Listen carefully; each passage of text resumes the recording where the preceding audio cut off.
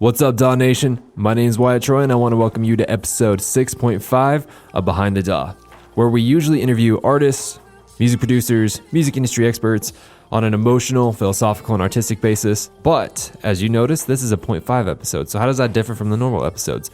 I'm glad you asked. A 0.5 episode is when we take the audio of our YouTube series in the DAW, we put it in a podcast form, so you can partake of it on the go, listen to it, and get that perfect combination of emotional and technical knowledge. Of course, the emotional is coming from behind the DAW, technical coming from in the DAW. I'm very sorry if this recording is kind of sounding like I'm in a room. I'm in a room. Just kind of the way it is. I'm recording today from Dixie State University in a group study room. I'm sure people think I'm doing an assignment of some sort. I don't even go to school here, so hey, I'm sorry if you can hear extra reverberation or what have you. So, 3 things really quick before I get into who we are interviewing today.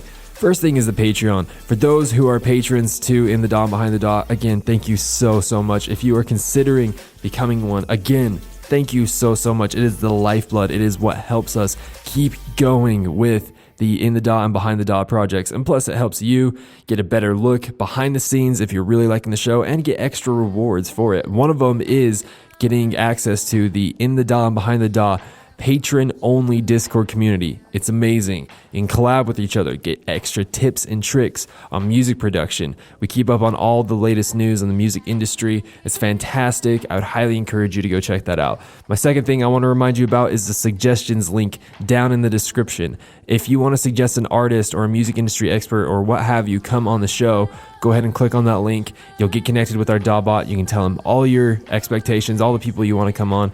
It's really simple. Go ahead and click on that link. Third thing before we get into it is the link down in the description for private lessons. If you want private lessons in music production or if you want private lessons in social media marketing, please click on that link down in the description. I'm more than happy to get you all set up with those. All right, so who are we interviewing today? Today we are interviewing Midoca. And if you haven't checked out episode 6 of Behind the DAW, highly encourage you to do that. It's where we interview Midoca, more on the emotional side. But today we're going to be talking about his remix that he did for Crywolf for Silk.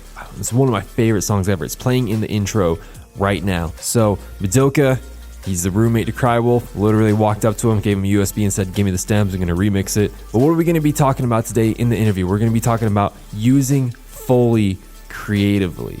Now this guy is the Foley guy. And if you go through and you listen to the song, you're going to be able to hear things like crackling charcoal bags or like crackling Snickers bars, closing a door, rolling a chair across the floor, things such as that. He knows how to take this and really use it creatively to get sounds that no one else has. So we're going to be talking about that. Second thing we're going to be talking about is creative remixing. This guy is amazing at remixing. He doesn't just do the generic remixing. He doesn't take the idea of a song and then just create his own. He enhances the remix. He takes the original concept of the remix and takes it further, which in my opinion creates the best type of remixes. And then finally, we're going to talk about binaural recording and binaural panning. Now, what does that mean?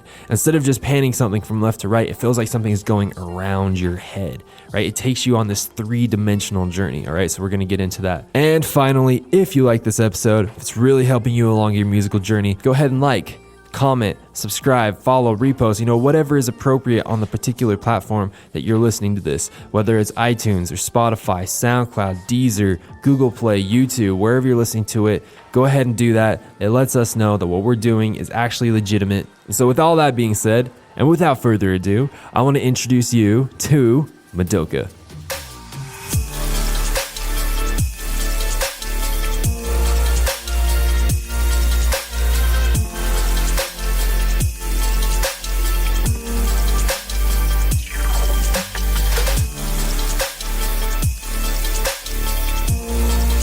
Probably my favorite bit of the track was actually the intro section and all those kind of background noises and stuff. But were they samples, or did you kind of take things and then turn them into those sounds? Or so what had happened was Justin gave me the acapella for just his vocal and Monthica's vocal, and I created everything else around it. But one of the things I did to make the kind of eerie piano sound in the intro that starts it off was I played the melody of the verse, or the pre-chorus. I could show you I'm enough. And I'll devour you and finally know then I kind of made an outro out of that. And then I think what I did was I took that dry piano that is playing the pre-chorus melody and did I reversed it and then reversed the reverb back into it just so it has this very like distant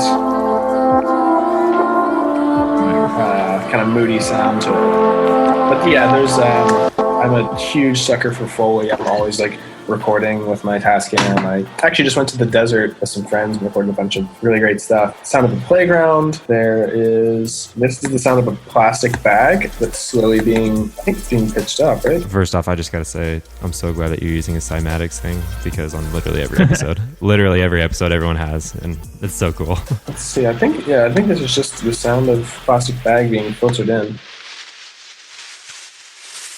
So that's what that sound was. I was wondering. Yeah. It's just the crinkle of a plastic bag. And there's also, I think, a vinyl noise layer somewhere in here. Oh, and there's this one.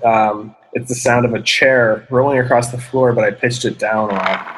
So I think normally I pitched it up. It's the sound of a chair rolling across the floor. Altogether, that is popping out. I can't. Yeah, if you need a minute to kind of...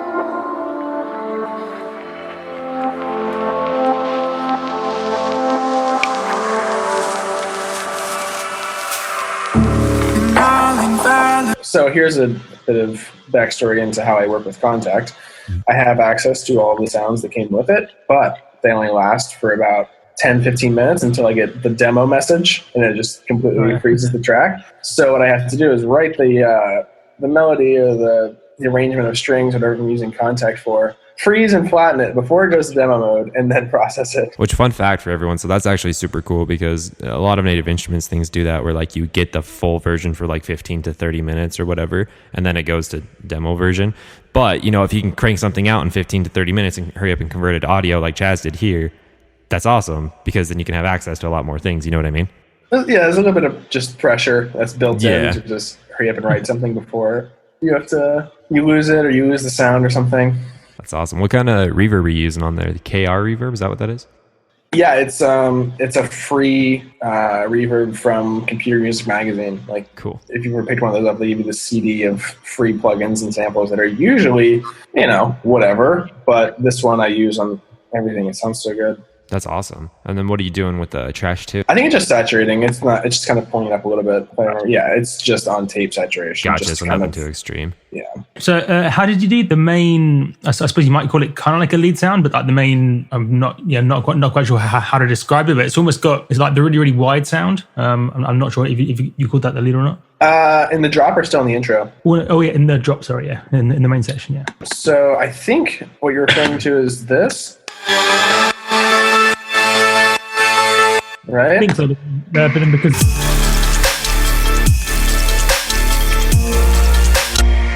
So actually, if you listen to the original version of Silk,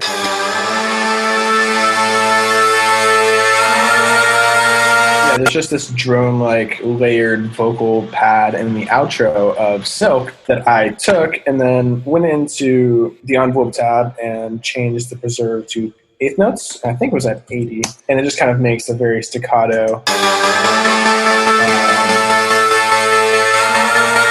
punchy version of that, and that's how I made that. And it's layered with a few other synths as well. I always try to explain that to people. What is this mode called? You go into. I suppose it's some sort of like transient preservation thing.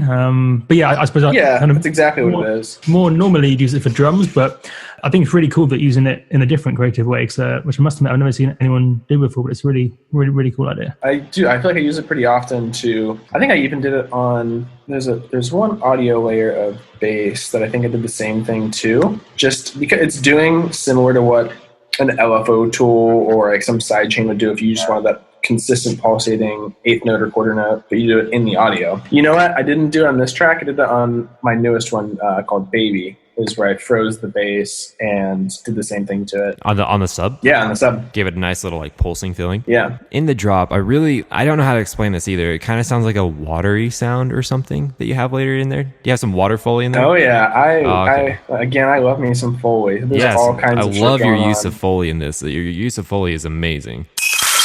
There's like, I think that's the drum loop. And here's the, is that everything? Yeah. So inside this mess of a group, there's all kinds of stuff happening. We have, that's just a noise layer. Let's see, there's definitely water in here. Let's see if I can find that. Yeah, here it is. That's it. I think I may have done, no, I didn't. I've also used the transient preservation technique on water samples, and instead of just getting a splashy sound, you can get a very like rhythmic effect going. Let me see if I can find it in the Midoca sample pack. Drum loops. Yeah, so like there's I think the same water samples, but I just put the transient preservation technique on them and made like it sounds like a hit, but it's like this wet, weird, percussive thing. I like that a lot. Oh wait, You played that? we got all kinds of other noises.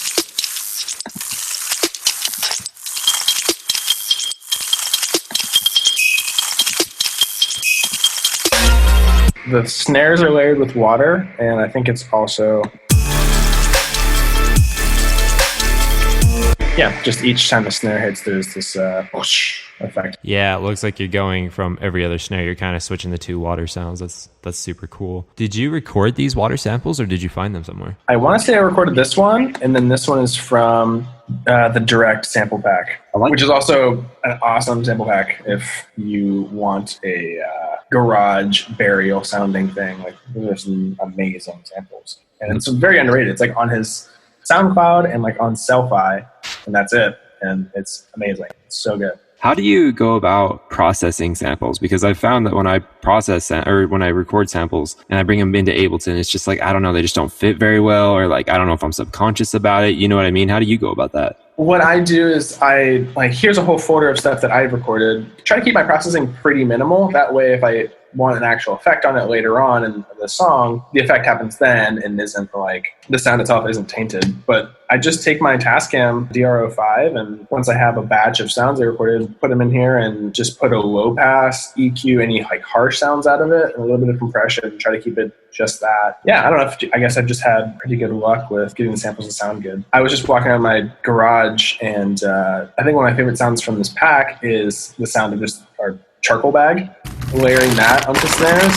This one is also good. It has just such a like high crispy sound to it with like a really rich stereo feel. I don't know, but yeah, the mic kind of worked out. And I again, to answer your question, I think I just keep the processing as minimal as possible. And honestly, I think I just searched for like a wherever there was like a faint buzz of the sound of the mic pulling it in, and just kind of cut that out of the EQ, and I think I was okay. I have the Waves bundle with the noise reducer and all of that, but I don't think I used it on that, to be honest. Did you have to make quite a bit of room for Justin and Mothica's vocals? Or was there... Yeah, I guess I should ask, how did you make room for them? The acapella itself is just so good that it was kind of pretty easy to work around it. Let's see. I more so mean like within your sound design or within your arrangement, did you have to go into elements and like basically make a dip in the EQ to make room for them? I don't think so. I think the instrumentation in the verse and pre-chorus is pretty simple, I think. It's just a bunch of textural Foley sounds and a few synths and piano, really. And you felt like nothing was battling them? That's awesome.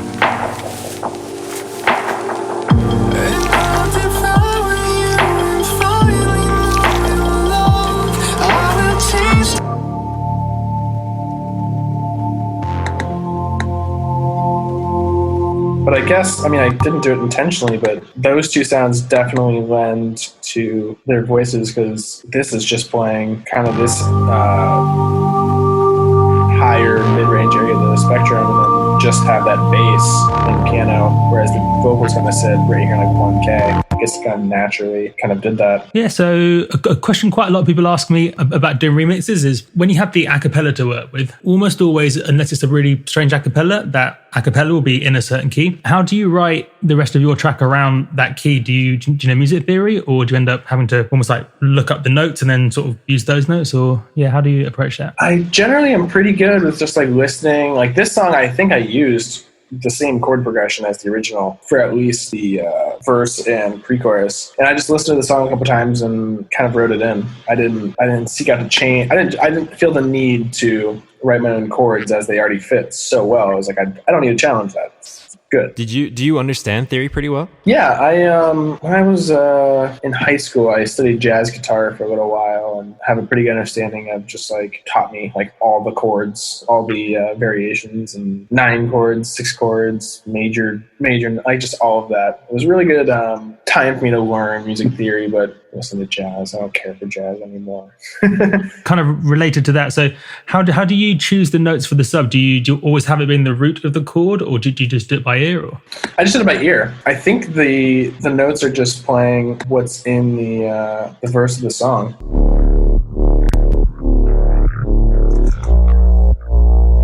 But yeah, it was just kind of by ear. I listened to Silk a few times and I think I strummed guitar along to it and figured out how it went, and then just made my own version of the song. Really is kind of how I approach this remix. That sub has a very unique texture to it. Can we take a look at what you got going on there? Yeah, of course. Open that bad boy up. Pretty simple patch. It's just this one oscillator and a sub oscillator. And yeah, it's just oscillating between the wavetable position and... So the main tone of it is actually coming from a wavetable then. So like, because for those of you who don't know, so like most of the time when you want to hear the sub on like cell phones or laptops or whatever, usually what people will do, they'll have like a pure sine wave and then they'll saturate it either, with some form of saturation a little bit further along in your chain. Looks like you did that too, but it looks like here what you did to give it some tone so they could come through the speakers a little bit more is you actually processed it with a wavetable. That's really unique. I've never seen that before. Yeah, I mean, it was just like the idea was to make it similar to like a Reese, where it's just like a detuned saw on top of the sub, but just make it really subtle. That way it's clear, again, on cell phones and any other system that you could hear the sub. If I can turn that off. But if you can see, even the wavetable itself is pretty not extreme. Like if you open up any of the other CRM patches, they're pretty intense. This one just kind of, even at the very end of it, if I bring it to here, it's basically a sine wave. But over here, it has a little grit to it. And yeah, it's only distortion and the effects over here. Saturated it a little bit. This is a plugin that makes it mono below 160 hertz or wherever you set it to. And it's also clearly a big EQ. It has all kinds of stuff that I boosted the bass. Well, I guess I don't know. And then cut some of the highs and lows on it, which isn't necessary because I could have cut all of this. Oh, and another thing I did, this is one of my favorite discoveries of the past few months, is not Serum itself, but just the Serum Effects VST. So I think at the end of this, I used the Serum Effects VST to make fills. So that's the reverb filter, which is just insane. Let's see if I think it's more audible on some of the synth layers.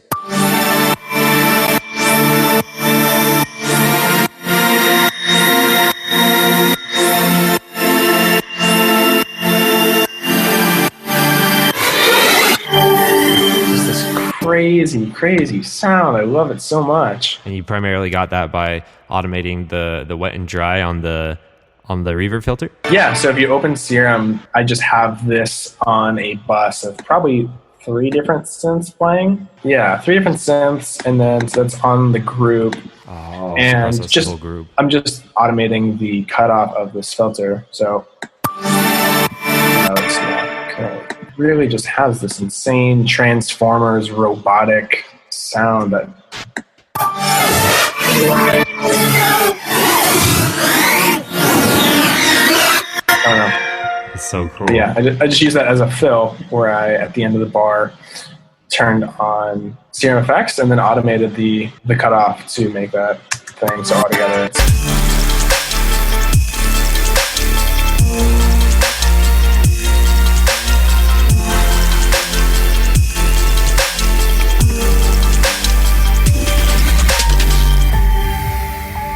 Yeah, it has an insane sound to it. How long would a track like this normally take you? Like 10 hours, 20 hours, or? I mean, they always range. I feel like how this one came about was I was making a few songs very similar to the way this drop happens. And so once I got the acapella, I immediately knew what I wanted to do with it and where I wanted to go with it. And I was so excited that I sat down and probably did most of the song in a day or two. Then a few weeks of just kind of nitpicking and fine tuning and mixing and mastering 1,000 times. Eventually, I was happy with it. Do you have a specific formula to creating songs like this? Like, do you start off with the drums and then move to the synths, or is it kind of just whatever you're feeling at the time? I don't know. I've been really into just the, as far as electronic music goes, the 4 on the floor beat, but at a high tempo. So it just has a very driving but slow feel. Like this one, my last release, Baby, does that.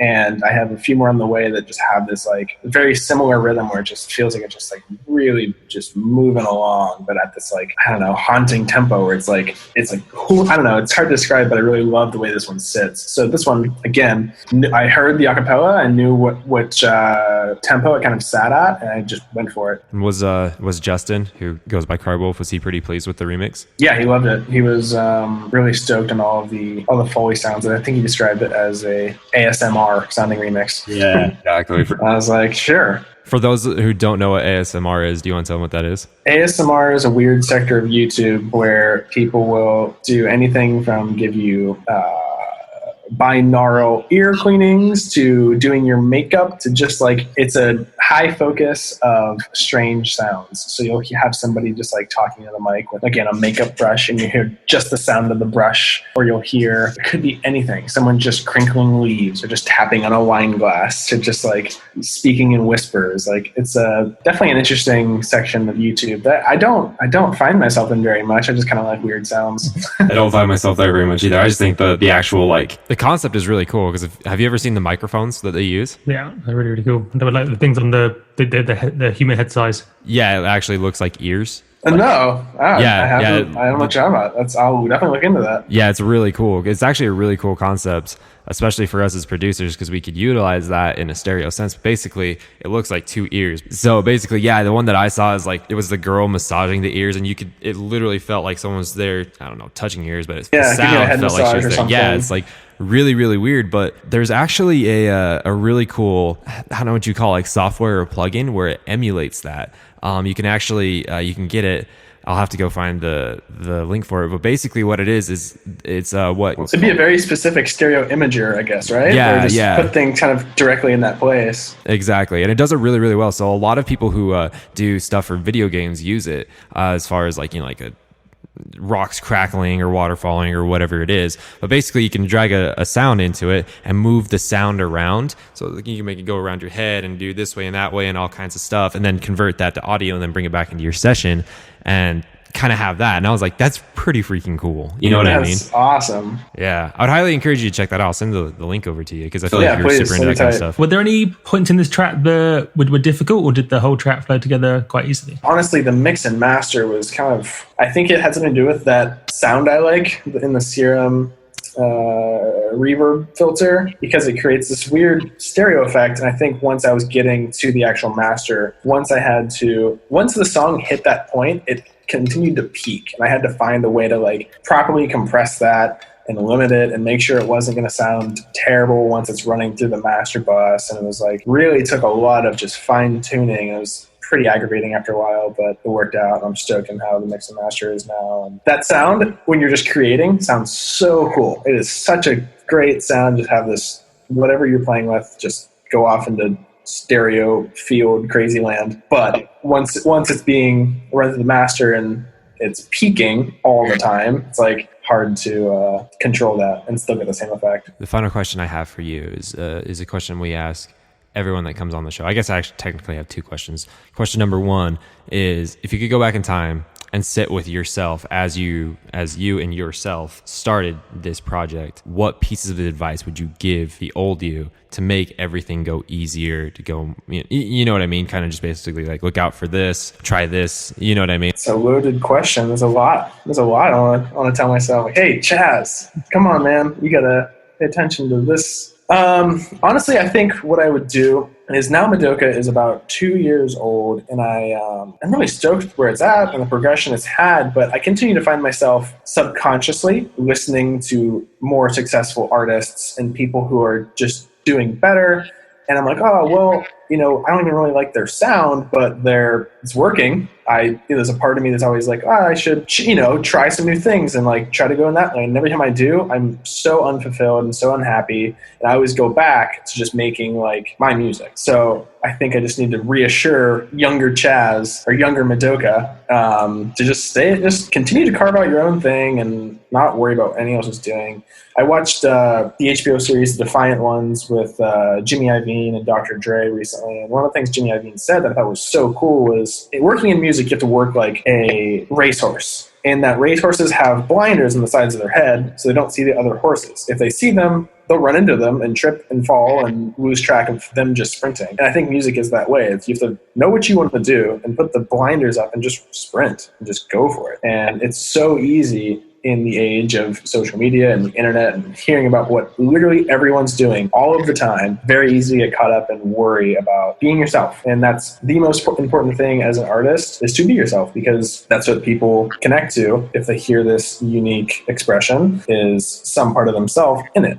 And you can't do that if you sound like somebody else. And then the final question I have for you is something that we always do on the show too, which is we always ask the artist if you want feedback from us about the song. Is that something that you would like? Oh yeah, cut it open. Yeah, I think literally only one thing jumped out when I first listened to it, which is I think strangely one of my favorite sound from the drop section sounded a little bit like it was biased to the left side, which I couldn't decide whether I'm just not used to, if you know what I mean, because we're so used to in dance music having everything almost too central. Like if you listen to like normal music, quote unquote, like things are on the sides and that's cool, but I'm kind of so conditioned to things being so symmetrical that it was kind of weird having it slightly off to the side, which I must admit I couldn't quite figure out if I liked it or not. But yeah, that was just the only thing that kind of jumped out. I think I had listened to something Lido said recently, where he was talking about how he likes insane panning, and then so one of the synths I think I deliberately did that.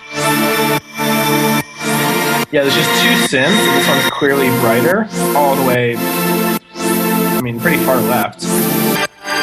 And that one right, which has this organ sound to it. It doesn't have so much white noise that your attention will be shifted to the left side of the stereo. That was deliberate. I was just kind of going for that and trying something slightly different and just kind of perk your ear up. Whether you liked it or not, it caught your attention. Yeah, definitely. That was kind of my point. It didn't feel, I suppose the only reason why it felt unnatural is because I spend all day, every day listening to dance music, so I'm so used to like the normal. It was cool. The only feedback that I have for you, first off, this is amazing. I'm a huge fan of Crywolf, and so the fact that you could take a Crywolf song and make it good is pretty impressive. Make your own version and still have it be amazing. I felt like I searched the comment section of this YouTube upload for his thing, and that was the consensus, which is kind of funny. That was everyone just like, it's hard to touch the Crywolf, but you did it. And it's like, all right. And there's other people that are like, original's better. I'm like, yeah, sure, of course it is. No, I think it's awesome. The only piece of advice that I have for you is what I stated earlier, where it's like, this is something that I truly do love about your style, your music, is your usage of Foley and the stereo imaging that you use with Foley. And so if you could get that gaming software that you pull the sound in and make it like not just left, not just right, but moving, so it has a lot of movement to it, where it's, you know what I mean, where it kind of feels like it's like flying around your head rather than just on this side and this side. I think that could take your productions to the next level as far as like stereo production. Does that make sense? Send me that link. I will download it today. Hey DAW Nation, hope you enjoyed episode 6.5 of Behind the DAW with Midoca. Again, sorry for the reverberant room because I'm in Dixie State University right now. Again, I don't go to school here. It's kind of weird being here. Anyways, doesn't matter. So hope you enjoyed this episode. If you are interested in checking out the Patreon or giving us suggestions for artists or getting private lessons in music production or social media marketing, there are links for those down in the description. Go ahead and click on that. And finally, again, if this podcast is really helping you on your musical journey, go ahead and like, follow, subscribe, repost, whatever is appropriate on the platform that you're on, whether it's SoundCloud, iTunes, Spotify, Deezer, Google Play, YouTube, wherever you're listening to this. It helps us know that what we're doing is making a difference. It is helping you. So, and also check out the next episode of Behind the DAW. That episode is with Thrilogy. I interview Thrilogy with Amity in his room. Actually, it's really, really cool. We talk about things like how you don't have to move to Los Angeles in order to have a thriving music career, some more things like that. So go ahead and check that out. It's literally the episode right after this. Thank you so much for listening to this episode of In the DAW. And you know what? I'll catch you next time. All right. Hey, you have a fantastic day. All right. We'll catch you later.